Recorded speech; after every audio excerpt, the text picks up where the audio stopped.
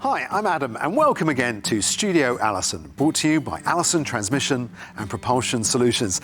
This is the place where we will tune in on why and how Allison can make a difference for you, keeping your critical business, your trucks, buses, crew, goods or passengers moving 24/7, 365 days a year, when downtime is not an option.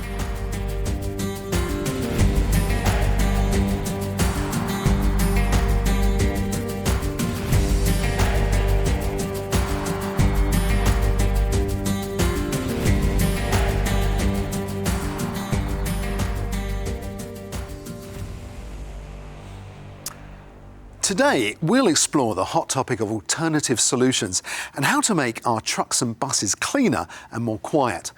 We'll look at natural gas, electrification and hydrogen and talk about why it's so crucial to act now.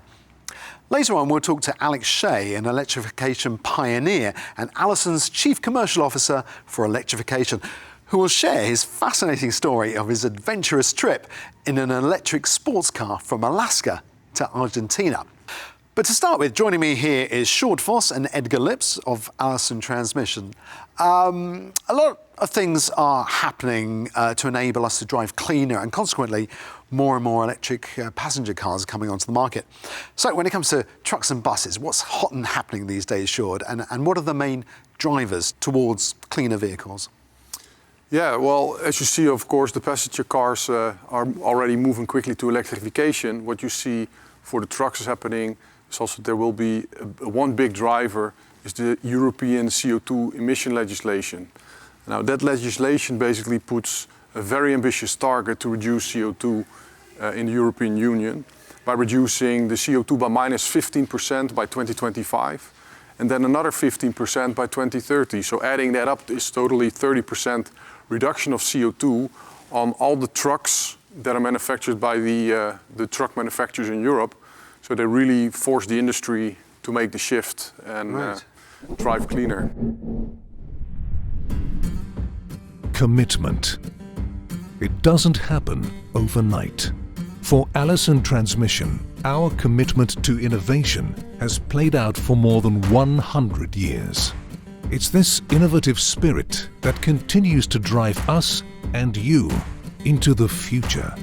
We'll never stop working to meet the needs of a changing industry. Customers can rely on us to support global sustainability goals and the transition to zero emissions with durable, reliable and efficient electric propulsion solutions.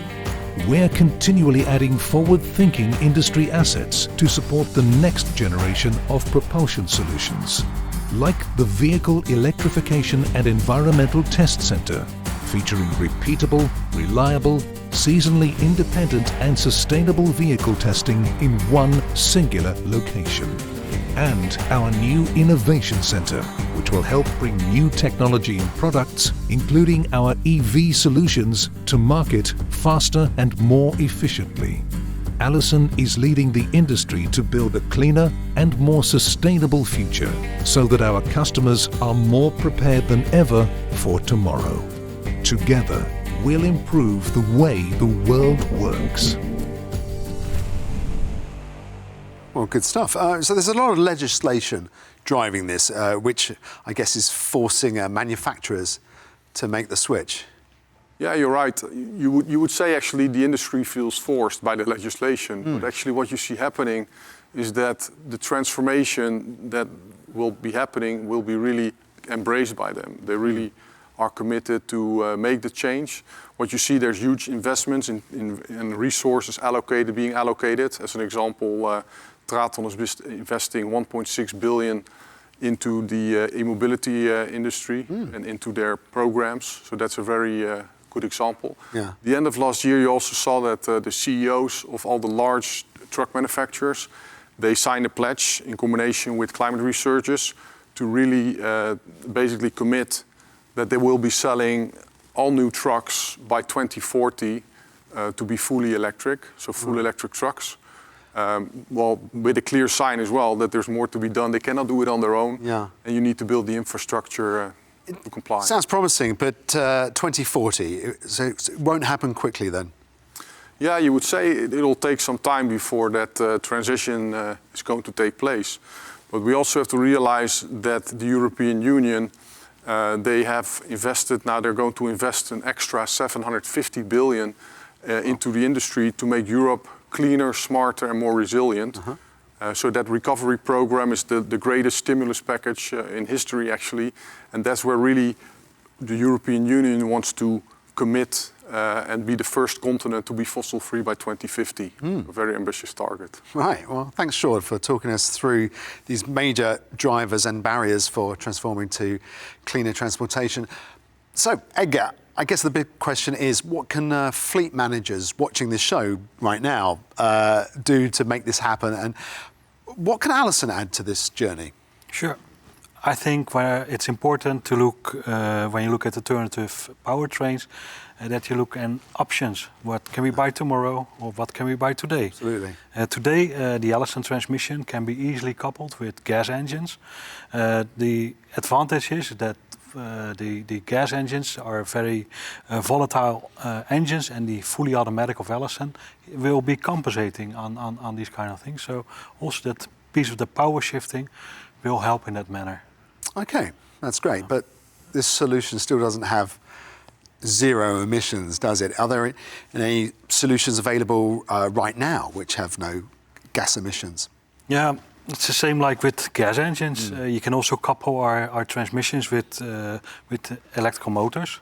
One example is a very big project we have with Hyundai, the Hyundai eGen, and that's a full fuel cell electrical truck, which is coupled with our 4500 series, and that's also with the 190 kilowatts hydrogen fuel cell system.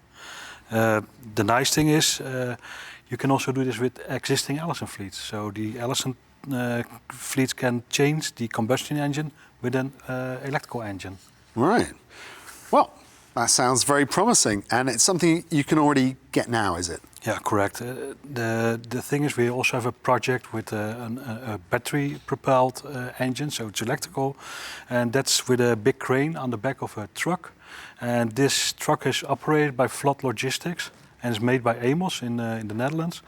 This truck is equipped with an Allison 4500 series and also have that power shifting, so you will also have a very smooth ride, like you can experience with normal electrical cars. Yeah, of course, it's all nice, the things we can buy today, but in the future we will start using these kind of products. It's quite something, isn't it? Well, thank you very much, Edgar. So, it's clear manufacturers need to act now and provide cleaner propulsion solutions for their customers. And great that they have options already available today to make that happen. To find out about the latest electric propulsion solutions that are in the pipeline, I had a conversation earlier today with Alex Shea, Allison's Chief Commercial Officer for Electrification. Hi Alex, thank you for taking the time to talk with us. Before we get into electrification technology, I really want to hear more about the exciting story of you and a group of friends driving an electric sports car for over 26,000 kilometers from Alaska to Argentina. Back in 2009, a group of mechanical engineering students and I started a project to design and build the world's longest range and arguably sexiest looking electric car, which we have with us here today. And bearing in mind this was in the middle of the financial crisis, that was quite a challenge to raise the sponsorship that we needed. But we raised about $1 million worth of sponsorship and designed and built the car. Wow. We flew it out to Alaska and drove it down the 25,000 kilometer Pan-American highway in 70 days worth of driving. And in doing so, we really communicated the future of this technology and the potential. And most importantly, we set a benchmark for trying to inspire the next generation to take up STEM subjects that will help the electrification future as well. Incredible. What an amazing story. Exciting stuff. So you can really say you're a pioneer breaking electrification barriers. Elon Musk, eat your heart out. So shifting gears to today and tomorrow, what's new in the electrification space right now? if you really zoom out and consider what electrification is all about, it's really about being able to use energy more efficiently and power vehicles more efficiently than we've ever done since vehicles were invented, pretty much. And what that ultimately translates to is lower running costs for vehicle operators, but it also means cleaner air and lower noise to improve the quality of life for us city dwellers, where large vehicles are disproportionately responsible for emissions and noise in the city environment. The second point is that electric vehicles often outperform their combustion engine counterparts, particularly in areas such as acceleration, allowing vehicles to move faster and complete jobs sooner, thereby reducing costs for the operators. And again, if you zoom out, what electrification really represents is an era-defining shift in technology. Well, it's the way to go, isn't it? So tell us a bit about how the e-axles work.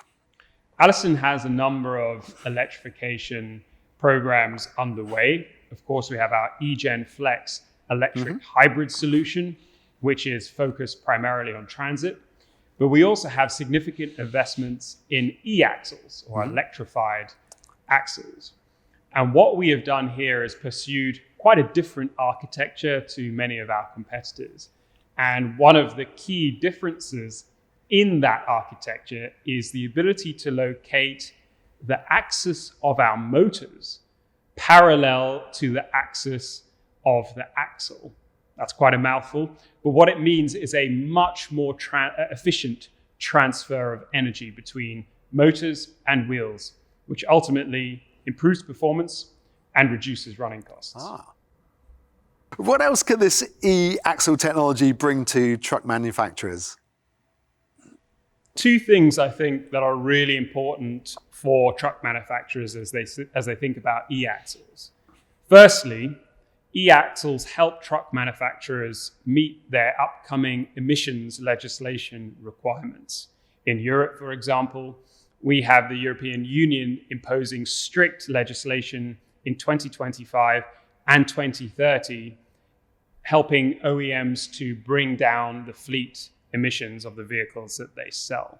The second benefit of e-axles is the ability to package them very quickly and efficiently into vehicles while making a lot of additional space for other components that need to be situated. For example, large battery packs or hydrogen fuel cells or hydrogen tanks. So e-axles really help OEMs from a design perspective, but also on the road as well. Saves a lot of hassle. So this e-axle technology is very efficient, easy to integrate and assemble. When will the world have access to this technology? Allison is already in the market today with its eGen Flex solution for transit, and OEMs and end users are able to purchase that right now. On the e-axle side, we have a whole suite of e-axle products coming to market, ranging from 10-ton axles all the way through 11.5-ton and 13-ton axles to give us broad coverage across the global market of heavy-duty vehicles. In terms of stats, these solutions are really aimed to be the most efficient and comprehensive on the market, giving continuous powers well in excess of 400 kilowatts and peak powers in excess of 550 kilowatts for our two-motor solutions. And we also have a product roadmap which includes single-motor solutions as well for different classes of vehicles. Allison continues to invest in our electrified propulsion program, and our strategy remains as it always has been with conventional product, to provide the most reliable, durable, and valuable solutions to our customers worldwide. Well, great. This does sound like a solid solution. I'm looking for the catch, though. There's always one, right? What about training and maintenance requirements? There's absolutely no catch in this one, Adam. You are right to bring up training requirements, though. There are differences between electric vehicles and conventionally powered vehicles. I'd say one of the largest areas of difference is probably in terms of high voltage training. The battery pack typically runs at 650 volts nominal with peaks up to 800 volts. So that introduces some very different requirements for fleets and technicians as they get to grips with electric vehicles. Yeah. But really, as you think about the electric axle and many other parts on the vehicle, there is a lot of commonality between that and conventionally powered vehicles. So it shouldn't take a great deal of time for professionals in this space to train themselves up and become familiar with this new technology. Well, that's really good to hear. Thank you for your contributions. Thanks for sharing, Alex. All the best to you. That was quite an amazing story. Yeah, it's great to have an electrification pioneer like Alex on board. I can imagine. Yeah. Well, that brings us to the end of today's show, where we've had some great stories and valuable insights. I'd like to thank my guests for their contributions, and thank you for watching Studio Allison, where we explored the hot topic of alternative solutions and how to make our trucks and buses cleaner and quieter. I don't know about you, but I found it electrifying. Have a great day and see you again next time at Studio Allison.